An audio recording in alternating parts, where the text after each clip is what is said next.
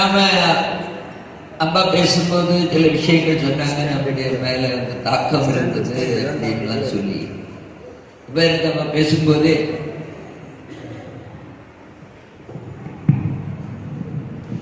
ஒரு விஷயம் ஞாபகத்துக்கு வந்து அதை சொல்லிட்டு நன்றி எழுதி போகலாம் அப்படின்னு. என்ன விஷயம் அப்படின்னு சொன்னா 1835 அப்போ மெக்காலே அப்படின்னு ஒரு ஆங்கிலேயன் பாரதத்துக்கு வர்றாரு. அவங்க ராணி தான் அனுப்பி விட்டாங்க. இங்க வந்து பாரதம் முழுக்க சுத்தி பார்க்கிறார். சுத்தி பார்த்துட்டு ஒரு அறிக்கையை அங்க அனுப்புறார். என்ன அறிக்கை அனுப்புறாரு அப்படின்னு சொன்னா, நான் பாரதம் முழுக்க பார்த்து விட்டேன், அங்கே திருடர்கள் இல்லை, பொய் சொல்பவர்கள் இல்லை, பிச்சை எடுக்கிறவங்க இல்லை, அவங்க எல்லாரும் பண்பாளர்களாக இருக்கிறார்கள். இப்படிப்பட்ட ஒரு நாட்டில் நாம் நம்முடைய மதத்தை பரப்புவதோ அந்த நாட்டை பிடிப்பதோங்கிறது வாய்ப்பே கிடையாது அப்படின்னு சொல்லி எழுதுறார். ஆனா இவங்களுக்கு நாம இவங்களை பிடிக்கணும் அல்லது இவங்கள்ட்ட நம்ம மதத்தை பரப்பணும்னா ஒரு காரியம் பண்ணா போதும். நான் இதற்கு ஒரு கல்வி திட்டம் வச்சிருக்கிறேன், அந்த கல்வி திட்டத்தை இவர்களுக்கு கொடுக்க வேண்டும். அப்படி கொடுத்தோம்னா இவர்களுடைய கலாச்சாரத்தை இல்லாமல் பண்ணிவிடலாம், இவர்களை அழித்து விடலாம், அதுபோல நாம் அவர்களை எளிதாக பிடித்து விடலாம். அவன் சொல்றார், 30 வருடங்கள் இந்த கல்வி திட்டம் இருந்தது என்றால் ஒரு பாரதியன் கூட பாரத சிந்தனையோட இருக்க மாட்டான். அவன் நிறத்தால் உடையால் எண்ணம் பாரதியனா இருப்பான், ஆனால் அவனுடைய எண்ணம் முழுக்க மேற்கத்தியனாக இருப்பான், வெளிநாட்டுக்காரனாக இருப்பான் அப்படின்னு சொல்லி அதனால எழுதுறார். எனவே நீங்க இங்க அனுமதி கொடுத்தால் நான் இந்த கல்வி திட்டத்தை இவர்களிடம் இந்த குருகுலத்தை கல்வி திட்டத்தை முழுசா இல்லாம பண்ணிட்டு நம்முடைய கல்வி திட்டத்தை ஆங்கிலேய கல்வி திட்டத்தை கொடுத்தால் கண்டிப்பாக மாற்றி விடலாம், உங்களுடைய அனுமதி வேணும் அப்படின்னு சொல்லி எழுதுறார். ராணியாக தானே வேணும், அவங்க நாடு பிடிக்கிறது தானே உங்களுடைய எண்ணம், நாடு பிடிக்கிறதும் மத மாத்திரம் தான் அவங்களுடைய எண்ணம். அதனால அவங்க என்ன பண்ணிட்டாங்களோ, சரி நீ செய்துக்கோ அப்படின்னாங்க. 1836 அவன் மெக்காலே கல்வி திட்டத்தை பாரதத்தில் புகுத்தினான். இல்ல ரொம்ப அதிசயம் என்ன அப்படின்னு சொன்னா, இந்த 1836 மெக்காலே கல்வி திட்டத்தை புகுத்துறான். எதுக்காகன்னா பாரத கலாச்சாரத்தை இல்லாமல் பண்றது. அதே நேரத்தில் அதே ஆண்டு கல்கத்தாவில் அவன் புகுத்தினது அங்கதான், அவனுக்கு அப்பா அங்கதான் தலைமையிடம். அதே ஆண்டு 1836 பகவான் ஸ்ரீராமகிருஷ்ணன் அவதாரம் பண்ணார். எதுக்காக அப்படின்னா, இவன் கல்வித்திட்டம் கொண்டு வர, இவன் கொண்டு வந்து நம்ம கலாச்சாரத்தை இல்லாம பண்ணிடுவான், அதுக்கு முன்னாடி நாம அவனுடைய கலாச்சாரத்துக்கு ஒரு தடை கொடுக்க வேண்டும் என்பதற்காக வந்தார். இப்ப அவனுக்கு கலாச்சாரம் வந்தது, பகவான் வந்து தடையெல்லாம் கொடுத்தார். ஆனா கூட நாம இப்ப எந்த நிலையில் இருக்கோம் அப்படின்னா, நாம பண்பால நம்முடைய கலாச்சாரத்தை இழந்து விட்டோம் அப்படின்னு நான் சொல்றேன். அவன் சொல்றான், இங்க பிச்சைக்காரர்களே கிடையாது. இன்னைக்கு பார்த்தா நாம அத்தனை பேரும் பிச்சைக்காரர் ஆக்கி வச்சிருக்காங்க. கேட்டா இன்னைக்கு காலையில் ஒருத்தர் வந்தார். அவர் வந்து சொன்னார், இங்க ஆரத்தி 9 மணிக்கு ஆரத்தி, அவர் 8:55 இங்க இருந்து கீழே இறங்கி போறார். நான் சொன்னேன், ஆரத்தி இருக்கு, தீபாவளி பார்த்துட்டு போங்க அப்படின்னு சொன்னேன். இல்லை, இப்பவுமே 2-3 தொலைபேசி அழைப்பு வந்தாச்சு. என்னன்னு, அங்க அந்த 1000 ரூபாய்க்கு டோக்கன் கொடுக்குற வேலை இருக்கு எனக்கு அப்படின்னு. அப்ப டோக்கன் கொடுக்கணும், டோக்கன் கொடுத்து பணமும் கொடுக்கணும். அப்ப அவர் என்ன பண்ணணும், வங்கியில போய் பணம் எடுத்துட்டு போய் பணம் கொடுக்கணும். டோக்கன் உள்ளவங்களுக்கு எல்லாம், யாரெல்லாம் இந்த டோக்கன் யாருக்கெல்லாம், அத்தனை இருக்கு. ரேஷன் கார்டு இருந்தால் அவங்க எல்லாருக்கும். அப்ப நாம எல்லாம் யாரு, பிச்சைக்காரங்க. அப்ப 1835 சொல்றான், பிச்சைக்காரனே நாட்டில் இல்லைங்கிறான், பாரதத்துல பிச்சைக்காரனே கிடையாதுப்பா அப்படிங்கிறான். இப்ப அவன் சொல்லி எவ்வளவு நாள் ஆச்சு? இந்த கல்வி திட்டம் கொண்டு வந்து 36 கொண்டு வந்தா இப்போ 187 வருஷம். 187 வருஷத்துக்குள்ளால பாரதத்துல, பாரத நாட்டுல அத்தனை பேரும் பிச்சைக்காரன் ஆக்கியிருக்கு இந்த கல்வி திட்டம். இதான் என்ன படிக்கணும், எவ்வளவு புத்திசாலியா இருக்கணும், எவ்வளவு திறமைசாலியா இருக்கணும். அடுத்து இன்னொரு விஷயம் சொல்றான், இங்க திருடர்களே கிடையாது. பேசுறவங்க கிடையாது அப்படின்னு சொல்றான். ஆனா நான் இப்ப சாதாரண கூட்டங்கள் நான் கேட்கிறது, பொய்யே சொல்லாமல் வெறும் உண்மை மட்டும் பேசி இந்த உலகத்துல சந்தோஷமாக வாழ முடியும் அப்படின்னு எத்தனை பேர் நினைக்கிறீங்க? யாராவது நினைச்சா கேட்க ஒரு ஆளு அங்க ஒரு அரை ஒன்றரை அங்க ஒரு 2 அரை பேர் அது வேற விஷயம். நம்பிக்கையாக இருக்கேன் கைகளப்படுது. மொத்தம் 2.5 பேர் தான் என்ன சொல்றாங்க, உண்மையே பேசி உலகத்துல சந்தோஷமா வாழ முடியும். மீது யாருக்கு நமக்கு அந்த நம்பிக்கை இல்லை. பாருங்க, அவன் சொல்றான் 1835 ஒரு வகை கூட போய் பேசல, ஒருத்த கூட திருடம் கிடையாது அப்படின்னு. இன்னைக்கு பார்த்தா போய் அத்தனை பேர் நம்ம போய் பேசுறோம். அத்தனை சொல்றேன், போய் பேசாம நிம்மதியா வாழ முடியாதுன்னு அர்த்தம் என்ன? நான் போய் பேசிட்டே இருக்கேன்னு அர்த்தம். சரி எவ்வளவு போய் பேசுறோம்னா கணக்கு பார்த்தா ரொம்ப வரும், அதனால அது கணக்கு பார்த்தா விட்டுடும். ஆனா அத்தனை பேருடைய 187 ஆண்டுகளுக்குள்ளால் எப்படி மாத்திருக்கோம். இத்தனைக்கும் நம்முடைய பாரத அரசாங்கத்தினுடைய முத்ரா வாக்கியம் என்ன? சத்தியமேவ ஜெயதே. நம்முடைய தமிழ்நாட்டில் தமிழாக்கம் என்ன? வாய்மையே வெல்லும். சோ வாய்மை வெல்லணும் கூட இல்ல, சத்தியம் ஜெயதேன்னு கூட இல்ல, சத்தியம் ஏவ ஜெயதே, உண்மைதான் வெல்லும். வாய்மையே வெல்லும், வாய்மையே வெல்லும் அப்படின்னு வச்சிருக்கோம். ஆனா நமக்கு அதுல நம்பிக்கை இருக்கா? இல்ல. இருக்குதா? இருக்குது. அதான் இப்ப இருக்கா? அவங்க யாரும் இருக்குன்னு சொல்லுது, நீங்க இருக்கு சொல்றீங்க, அவங்க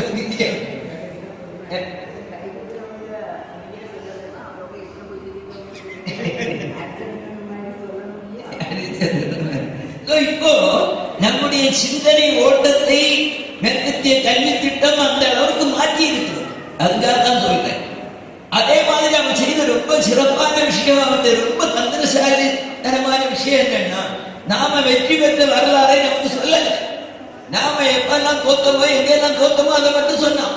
அவனுடைய ராஜாக்கள் அப்படின்னு சொல்லியாச்சுன்னா அவுரங்கசீப்பும் ஷாஜகானும் அக்பரும் பாபரும் இவெல்லாம் தான் அவனுடைய நாம நம்முடைய கல்வி திட்டத்துல படிச்சுட்டு இருக்கோம். நம்முடைய சத்ரபதி சிவாஜி நாம படிக்கல. இதே மாதிரி எத்தனையோ அரசர்கள் நம்முடைய நாட்டுல பாரதத்துல சிறப்பாக இருந்திருக்கார். நமக்கு அவங்க பேர் கூட தெரியாது. சத்ரசால் பந்தேலான்னு ஒருத்தர் இருக்கார். என்ன காரியம் பண்ணியிருக்காரு, எவ்வளவு வீரமா இருந்திருக்கார். நாம அவங்க படிக்கல. ராணா பிரதாப் சிங் நமக்கு பாடத்துல கிடையாது. இப்படி எத்தனையோ அரசர்கள் பாரதத்தில் இந்து அரசர்கள் சிறப்பாக ஆட்சி செய்தார்கள், சிறப்பாக வெற்றிகளை பெற்றார்கள். அப்படிங்கிறத நம்முடைய பாடத்திட்டத்தில் சொல்லல. ஏன் சொல்லலைன்னா, பாடத்திட்டத்தில் அதை படிச்சுட்டு இவனுக்கு நம்பிக்கை வந்துன்னு வச்சுக்கோ, நம்மளும் சிறப்பா செயல்பட முடியும் அப்படின்னு நம்பிக்கை வந்தாச்சுன்னா அவன் என்ன பண்ண முடியாது, அவன் ஆட்சி பண்ண முடியாது. அதனால என்ன பண்ணா, நாம எப்பெல்லாம் தோத்தமோ அதெல்லாம் சொன்னான். நமக்கு அதனால எல்லாருக்கும் ஒரு தாழ்வு மனப்பான்மை. நாம அத்தனை பேர் யாராவது ஒருத்தர் மேடையில வந்து பேசுனா வாடுனா இந்த காரியம் பண்ண முடியாதுன்னே பழகிட்டு. அதனால தான் விவேகானந்தர் சொன்னார், நீ இப்படி இருக்காருடா, பண்டை மதங்கள் எல்லாம் கூறின கடவுள் நம்பிக்கை இல்லாதவனே நாத்திகன் என்று. ஆனால் நான் கூறுகிறேன், யாருக்கு தன்னம்பிக்கை இல்லையோ அவன் நாத்திகன் அப்படின்னு சொன்னார். யார் நாத்திகன்? யாருக்கு தன்னம்பிக்கை இல்லையோ அவன் நாத்திகன். தன்னம்பிக்கை அப்படின்னா என்ன அப்படின்னா, அவர் சொல்றது தன்னம்பிக்கை புத்தி பலமோ உடல் பலமோ இல்லை. எல்லாருக்குள்ளும் அவர் சொல்றாரு, வீட்டு சோறு போட்டோம் சொல்லிட்டு வேணும் அப்படின்னு சொல்றாரு. எல்லாருக்குள்ளும் இறை சக்தி இருக்கின்றது. எல்லாருக்கும் சமமா தான் கொடுத்திருக்காரு. இப்ப நம்மள இங்க இருக்கிறது எத்தனை பேருக்கு நான் ஒரு அப்துல் கலாம் மாதிரி ஒரு விஞ்ஞானியா ஆக முடியும் நம்பிக்கை இருக்கு? கை தூக்குவோம். இல்ல. செகண்ட் இருக்கிற ஆகலாம் எத்தனை பேருக்கு நம்பிக்கை இருக்கு? இல்ல. கல்பனா சாவல் ஆகலாம் எத்தனை பேருக்கு நம்பிக்கை இருக்கு? ஒன்றும் கிடையாது. ஏன்னா நமக்கு அந்த நம்பிக்கை இல்லை. ஏன்னா அந்த மாதிரியான கல்வி திட்டம் தன்னம்பிக்கை வளர்க்கக்கூடிய கல்வி திட்டம் இல்லை. நாம எல்லாம் தாழ்வு மனப்பான்மையை அதிக நமக்கு தந்து வச்சிருக்காங்க. நாம நம்மகிட்ட சக்தி இருக்கு. அவர் சொல்றார், all power is with you, you can to anything and everything அப்படி சொல்றார்.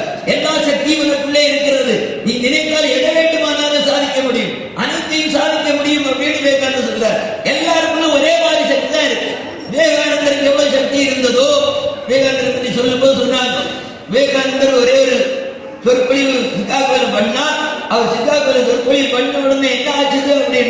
அதுவரை பாம்பாட்டியல் நாடுன்னு சொல்லிட்டு இருந்தவங்களுக்கு எல்லாம் புரிஞ்சது பாரதம் பண்பாட்டியுடைய நாடு அல்ல, பாரதம் பண்பாளருடைய நாடு என்று புரிஞ்சது. காரணம் என்ன? அவர் அப்படி பேசுறார். சும்மா ஒரு சொற்பொழிவு அவர் சொல்றாரு. அவர் ஒன்றும் இல்ல, சொற்பொழிவு தொடக்கதான் சிஸ்டர் அமெரிக்கா 4000 எத்தனை பேர் இருந்தாங்க அத்தனை பேர் எழுந்திருந்து கரகோஷம் பண்ணார். ஏண்டா கரகோஷம் பண்ணா அப்படின்னா விவேகானந்தா கேட்டாங்க, மீதி எல்லாரும் பேசுற கரகோஷம் இல்லையே, நீங்க பேசும்போது மட்டும் ஏன் கரகோஷம் பண்ணாங்க அப்படின்னு. அவர் சொன்னார், என்னிடம் இருந்த வீரியம், என்னிடம் இருந்த ஆன்ம சக்தி அப்படின்னு. ஒரு தரது சிஸ்டர் அமெரிக்கான்னு ஒரு வாக்கியம் சொன்ன உடனேயே அத்தனை பேரை எழுந்து கரகோஷம் செய்கிற அளவுக்கு அவரிடம் ஆன்ம சக்தி இருந்தது. அதே விவேகானந்தர் சொல்றாரு, உனக்குள்ளாலே அதே சக்தி இருக்கிறார். ஒரு விவேகானந்தன் அல்ல, அத்தனை பேர் விவேகானந்தர் ஆக முடியும், அத்தனை பேருக்குள்ள அந்த சக்தி இருக்கின்றது. ஆனால் எப்படி இருக்கிறது? அவர் சொல்றாரு, இது சொல்லி பொட்டன்ஷியல் அப்படின்றார். பொட்டன்ஷியல் அப்படின்னு சொல்லியாச்சுன்னா நிலையாற்றலாக இருக்கின்றது. நீ என்ன பண்ணணும்? அதை கைநெட்டிக் ஆற்றலாக மாற்றணும், இயக்க ஆற்றலாக மாற்றணும். அந்த இயக்க ஆற்றலாக மாற்றுவதற்கு நாம் முயற்சி செய்தோம் என்றால், அதில் நாம் வெற்றி பெற்றோம் என்றால், நாம் ஒவ்வொருவரும் விவேகானந்தராகலாம், அல்லது பெரிய விஞ்ஞானியாகலாம், சிறந்த விளையாட்டு வீரனாகலாம், சிறந்த கல்வியாளனாகலாம், எல்லாருக்கும் நாம வர முடியும். அவர் சொல்றார், உலகத்தில் எவனாவது ஒருத்தருக்கு ஒன்று சாதிக்க முடியும்னா உலகத்தில் அத்தனை பேருக்கு ஒரு சாதிக்க முடியுங்கிறார். இந்த நம்பிக்கை இப்ப நமக்கு இருக்கா? இல்லை. ஏன்னா அந்த நம்பிக்கையோட வாழ்ந்த நம்மை நமக்கு தாழ்வு மனப்பான்மையை கொடுத்து நம்மளை ஏமாத்திட்ட, நம்முடைய கலாச்சாரத்தை அழிச்சுட்டாங்களோ, இதான் நடந்தது. அதுக்கு நிறைய பேர் திட்டமிட்டு வேலை செய்யறாங்க. வெளிநாட்டு சதி இருக்குது. இப்போ இந்த குங்குமம் அப்படின்னு ஒண்ணு கேள்விப்பட்டிருக்கீங்களா? குங்குமம் கேள்விப்பட்டதே இல்லையா? குங்குமம் குங்குமம் அது என்ன பண்ணது? குங்குமம் என்ன பண்ணது உங்களுக்கு? குங்குமம் என்னன்னு தெரியுமாம்மா? என்னது? சமய சின்னம். எங்க எங்க வைக்கிறது? தலையில வைக்கிறது, நெத்தி பொட்டுல வைக்கிறது, அப்படிதானே? குங்குமம் நெத்தி பொட்டுல வைக்கிறது. இது பாரத கலாச்சாரம். நான் ஒரு கூட்டத்துல கேட்டேன், ஒரு கும்பாபிஷேகத்துக்கு போயிருக்கும் போது ஒரு 50 வயசு அம்மா சொல்லிச்சு, கும்பாபிஷேகத்துல கேட்கிறேன், குங்குமம் வச்சா என்ன நன்மை? இந்த அம்மா சொல்லிச்சு, குங்குமம் வைத்தால் தேவைக்கு அருள் கிடைக்கும், பாவ தோஷம் மாறும் அப்படின்னு சொல்லு. சமயத்துல எங்கேயா படிச்சு புத்தகத்துல இருக்க பாவ தோஷம் மாறும், தேவிக்கு அருள் கிடைக்கும். நான் அந்த அம்மாட்ட திரும்பி கேட்டேன், நீங்க வச்சிருக்கிறீங்களா?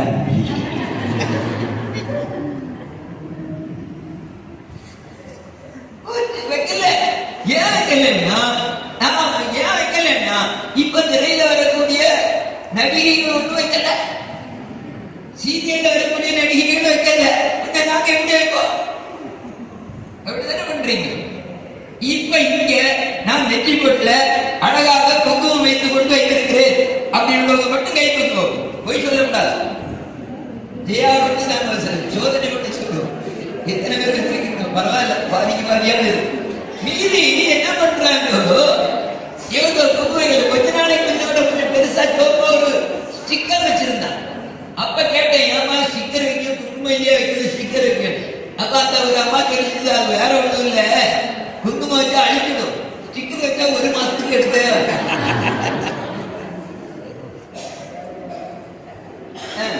அது 1 மாசம் எடுக்க வேண்டாம். எனக்கு தெரியல எப்படி மாத்துதுன்னா. இப்போ அந்த ஸ்டிக்கரும் போயிடுச்சு. இப்ப இப்ப கடைகள்ல எல்லாம் அந்த மாதிரி ஸ்டிக்கரே போட்டதில்லை. இப்போ என்னன்னா இத்தனோண்டு சோப்பு கலர்ல இல்ல, இத்தனோண்டு இன்னொருக்கு கண்ணுக்கு தெரியாம வச்சிருக்கா இல்லையானே தெரியாது. அந்த மாதிரி புள்ளி மாதிரி வைக்கிற மாதிரி என்ன பண்ணி வச்சிருக்காங்க? ஸ்டிக்கர் போடுறாங்க. நாம கடையில என்ன விற்கிறாங்க அந்த வாங்கி வைக்கிறோம்.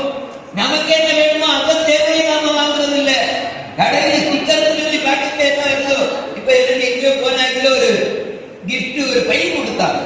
அந்த பையில ஒரு ஸ்டிக்கர் கவர் கூட பார்த்தாச்சுன்னா புள்ளி புள்ளியா, அதாவது அவங்க சுமக்கல் பூஜைக்கு எல்லாம் வச்சிருந்தது. நாங்க கொடிக்க வைக்க எல்லாம் பண்ணா ஒரு பாசல் தந்து சாமி போட்டு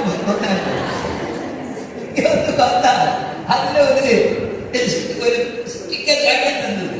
அந்த பேக்கெட் முழுக்க சும்மா ஏதோ புள்ளி புள்ளியா இருக்கு, வெள்ள பச்சைலாம். இதான் நீங்க எப்படித்தான் ரொம்ப கவனமா எடுத்து ஒன்றாக்கன்னு தான் தெரியல. சிரிக்கா இருக்கு. ஆனால் நம்முடைய கலாச்சாரத்தை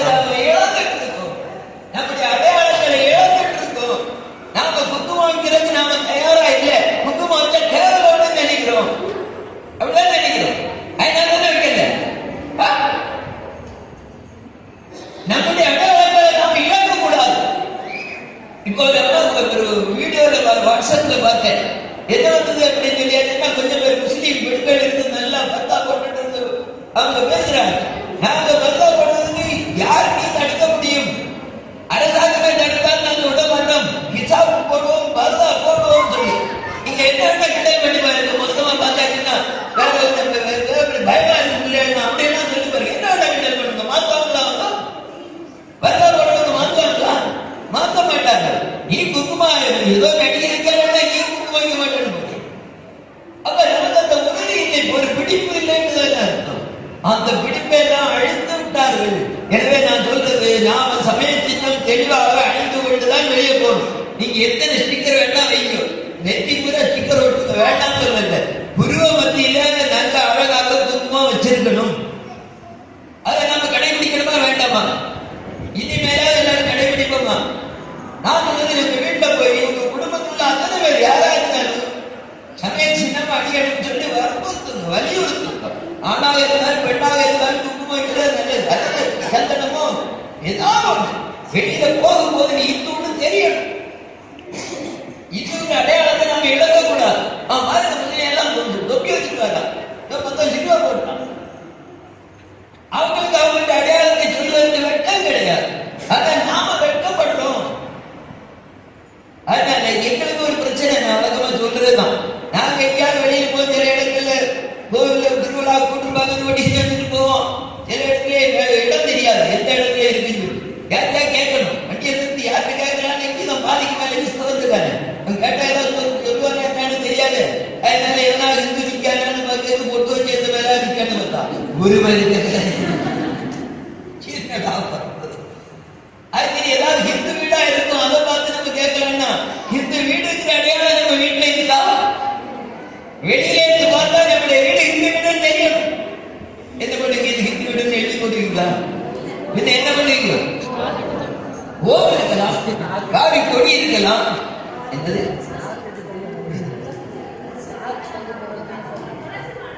துளசி மாதா இருக்கலாம். ஒரு ஹிந்து வீடுன்னு தெரியணும். ஆனா இப்ப அவங்க சாமி இல்லாம இப்ப ஹிந்துவேன் ஆமா, இப்ப எல்லாம் ஹிந்து வீட்டுல ஸ்டார் கொண்டு போடுறாங்க. இங்க வந்திருக்கீங்க எத்தனை பேர் வீட்டுல இந்த ஸ்டார் கொண்டு போடுறீங்க? போய் சொல்லக்கூடாது, கைது பைசா பல வீட்டுல பண்றாங்க. கேட்டாங்கன்னா அதுக்குள்ள ஏதாவது வேடம் போடணும்னு கேட்க, அந்த வீட்டுல போட்டுக்கல, என்ன இந்த வீட்டை போடுன்னு சொல்லுது. அதனால போட்டு சொல்லாது. நம்முடைய அடையாளங்களை போடுறதுக்கு நமக்கு தயார் இல்லை, அடுத்த அடையாளம் போடுறதுக்கு நம்ம தயாரா இருக்கும். அதனால நான் சொல்றது, யாரா இருந்தாலும் சரி, வெளியே போனா நீ ஹிந்துன்னு தெரியணும். குறைந்தபட்சம் என்ன லாபம்னா எங்களுக்கு பார்த்தாச்சுன்னா ஏதாவது வழி கேட்கறதுக்காக தெரியாது. நம்ம வீடு ஹிந்து வீடுன்னு தெரியணும். நம்ம வீட்டுல ஒரு கொடியோ அல்லது ஒரு ஓமா அல்லது ஏதாவது தெய்வ வடிவ சின்னமா இருக்கணும். அப்படி இப்போ இந்த நிலையில நீங்க சாமி அங்க போய் பாத்தீங்கன்னா, எங்க வீட்டு பக்கம் போனீங்கன்னா வெளியில இருந்து பார்த்தாலே எங்க வீடு ஹிந்து வீடுன்னு தெரியும். எத்தனை பேர் நீங்க கைதுக்கும் பரவாயில்ல, எத்தனை பேர் நீங்க ரொம்ப சந்தோஷம். தைரியமா போலாம், எந்த ஊருக்கு வேண்டாம் இல்லையா? சரி, ரைட். இப்போ இந்த அடையாளங்களை நாம இழக்கக்கூடாது. இதை நாம இழக்கக்கூடாதுங்கிறது நம்மோட நிக்கிறது இல்லை. நாம மற்றவர்களை சொல்லி நம்முடைய மற்ற இந்துக்களே இந்த விஷயத்தை சொல்லணும். நாம மட்டும் இந்துவா இருந்த போதாது. நாம மற்றவர்களை இந்துவாக உணர்வோட இருக்கிறதுக்கு நாம ஏற்பாடு செய்யணும். அது நம்முடைய நாட்டுக்கு, நம்முடைய மதத்திற்கு செய்யக்கூடிய மிகச்சிறந்த சேவை. எல்லாரும் சொல்லுவாங்க இந்து மதத்தை அழிக்க முடியாது அப்படின்னு. முடியுமா? முடியாதா? முடியாதா? கண்டிப்பு தானே. இந்து மதத்தை அழிக்கிறேன்னா என்ன? சனாதனத்தை அழிப்போம் சொல்றோம். அதுல சனாதனத்தை அழிக்கிறேன்னா வேற ஒன்றும் இல்லை. சனாதனத்தை அழிக்கிறோம்னா சனாதனத்தை கடைபிடிக்கக்கூடிய சனாதனியை இல்லாமல் பண்ணுறது. உலகத்துல 3000 வருஷத்துக்கு முன்னாடி 100% சனாதனி தான் இருந்தாங்க இல்லையா? உண்டாங்க. இன்னைக்கு எத்தனை சதவீதம் இருக்காங்க தெரியுமா உங்களுக்கு? எத்தனை சதவீதம் இருக்காங்க சனாதனி ஹிந்து? இன்னைக்கு உலகத்துல எத்தனை சதவீதம் இருக்காங்க யாரு தெரியும்? தெரியாது. நமக்கு ராம ஆண்டாங்க, ராவண ஆண்டாங்க, இலவச அரிசி கிடைத்தா போதாங்க. 12.5% தான் இருக்காங்க. அதாவது 800 கோடி பேர்ல 100 கோடி மட்டும் தான் இந்துக்கள் இருக்காங்க. இந்த 100 கோடி பேரும் உண்மையான இந்துவா இருக்காங்களா?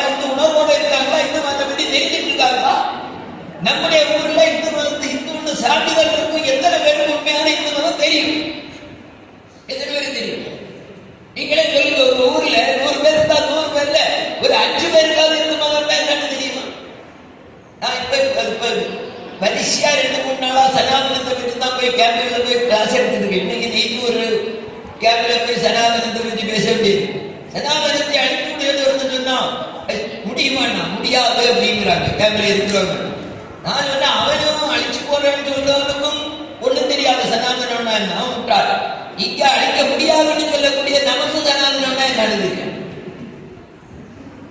இதான் நிலைமை. இந்த நிலைமை மாறணும். நாம சனாதனி அப்படின்னு சொன்னா அவன் இந்து மதத்தை அழிக்கணும்னா நம்ம அதை பின்பற்றுவர்கள் அழித்து கொண்டே இருக்குதான்.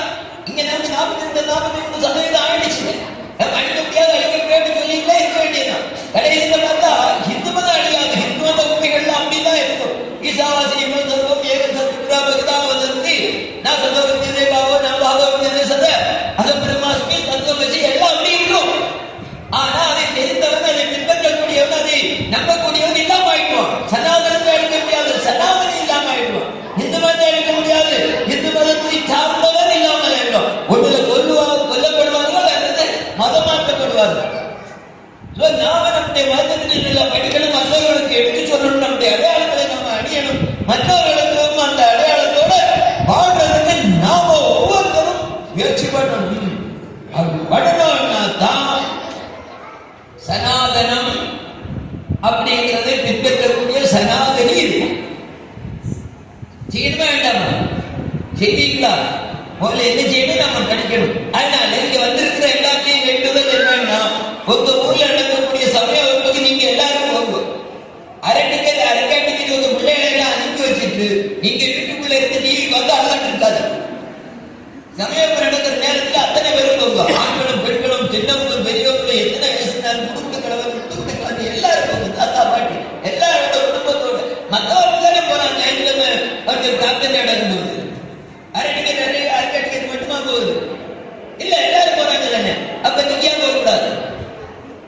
அதை செய்வோம். நம்முடைய காலத்திலேயே பாரத உலகின் குருவாக முழுக்க உலக நாடுகளில் உள்ள அத்தனை பேருக்கு வந்து பின்பற்றும்படியாக பண்ணணும், நாம செய்யணும். அதுக்கு நாம ஒவ்வொருத்தரும் கொண்டாட வேண்டும். நமக்கு ஒரு வெற்றி வரக்கூடிய 22ஆம் தேதி, ஜனவரி 22ஆம் தேதி அயோத்தியில ராமர் மிக பிரமாண்டமான ஆலயம், 2000 கோடி ஆலயம் எழுந்து அந்த கும்பாபிஷேகம் நடந்த போது உங்க எல்லா சார்பாகவே நான் போயிட்டு இருக்கேன்.